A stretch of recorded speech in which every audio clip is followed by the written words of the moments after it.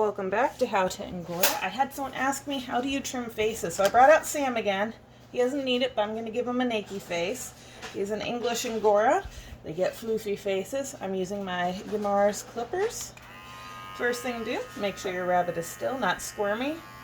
You can grab the head and just hold it and pet them till they quiet down. Covering their eyes, sometimes little face scratches, but he wants to explore. Gently going down the front. We're going to give him a naked face for the video, so he won't be as cute as he usually is, but that's just life. You'll notice he has these whiskers here. They also have their whiskers. Unlike a cat's whiskers, they will keep growing, and sometimes they'll get really long, and it can hurt when they get caught in things. You can also clip the whiskers, so you're not supposed to do that for cats and dogs or things like rodents, but you can do it for Angora rabbits. I can tell you it's no fun if their whisker grows really long and gets caught in the cage or on something and they yank it out.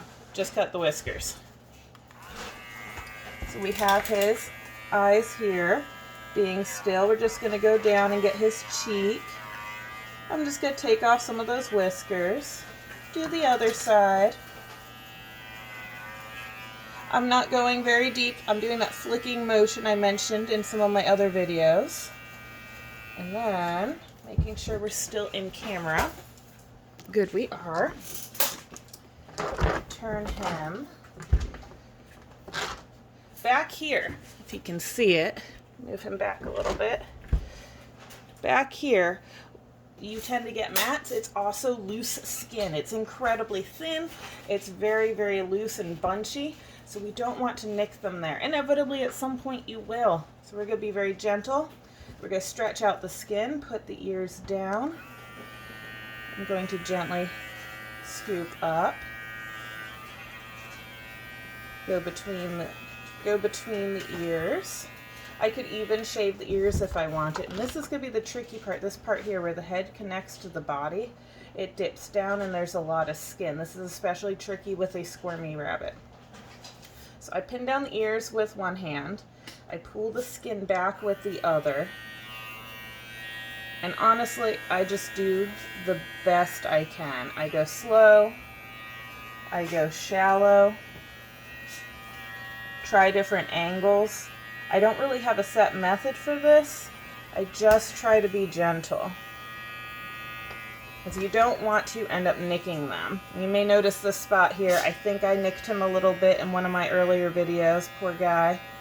Keep an eye on it. Sprayed some stuff on it. So now we have that almost done.